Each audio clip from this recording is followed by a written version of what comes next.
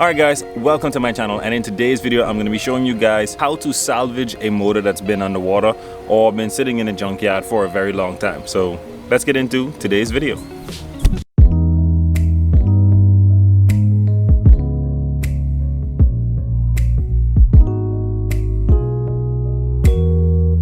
Before we get started, this is my 94 Camaro that's behind me.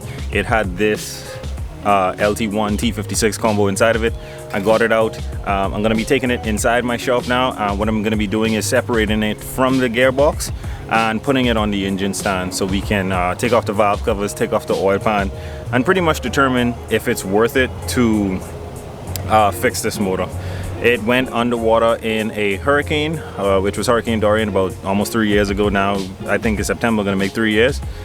And no one has touched it since. So I'm going to open it up. We're going to check to see what all is damaged and what all needs to be replaced if we're going to be using this motor again. And I'm going to show you guys how to determine whether a motor is worth salvaging or not. And it's pretty much all determined upon money instead of actually the condition of the motor. You can bring back pretty much any motor, it's just how much it's actually going to cost you. So enough talking, let's get this thing inside the shop and get it up on the engine stand.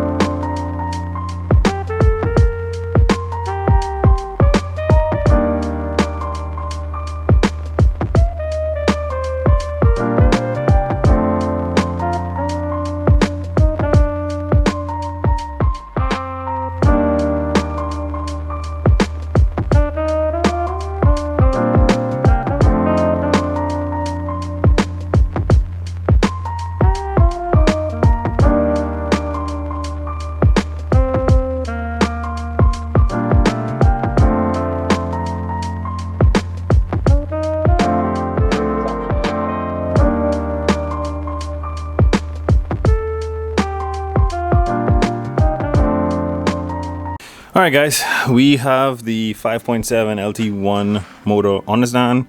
I left the headers on because I actually can't get them off.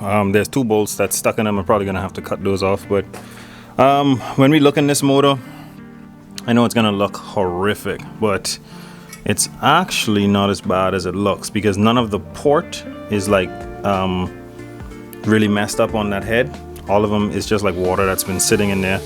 I could vacuum all of that out and clean it up and oil it up and it should be good. And if anything, I can port these heads, like open up the port and clean it up and we should be good to go.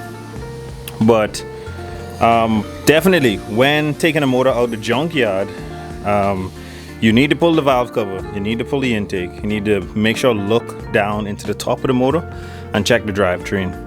Now the reason for this motor looking the way it does is because, like I said, this Camaro that the LT1 came out of went underwater in Hurricane Dorian. So that's where all this salt and erosion and stuff that came from.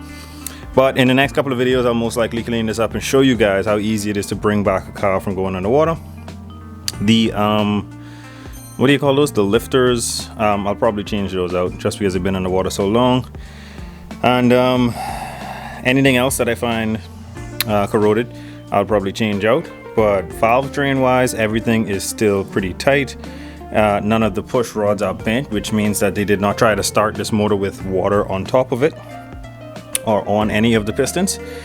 So when you look down in here, you want to make sure that you only see oil. If you see any type of milk or water, definitely you got to do a head job. I'm not sure if I'm going to pull these heads. I just might, I'm not sure, but the bottom end, it's going to be hard for me to show you guys the bottom end because these headers are on, so I won't be able to rotate the engine on the stand. But valve train wise, I don't really see much issue with this motor. The head isn't eaten out the way I thought it would be. I thought this would be completely eaten up, but it actually held up pretty well for a vehicle or a head that's been underwater and then just sat for 2 years. So I'm definitely going to clean this up and try to get this running. We're not going to use that OptiSpark or any type of EFI after this. We're going to delete the AC pump and also the smog pump and just run a carbureted manifold and distributor, because the gear for the distributor is right here. You just take this this hole down out and then you are able to put a distributor right on top of it. So that's the best part about it. All right, so I have to now find one of my motors outside to show you guys what to look for in the block, what to check in the block to make sure that your motor is good, that you picked up out the junkyard or that you're thinking of salvaging. And then we can proceed to the last part of this video, which is actually talking about the financial side of either bringing a junkyard motor back to life or just buying a motor off of eBay or buying a reputable motor, used motor from somewhere else. All right, so this is definitely the death area for all the motors that have come to the shop, and this is the bottom end of a 4.6 liter V8.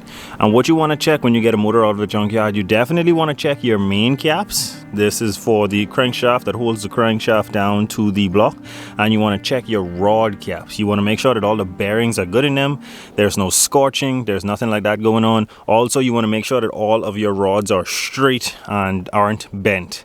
That's what you're looking for in the bottom end.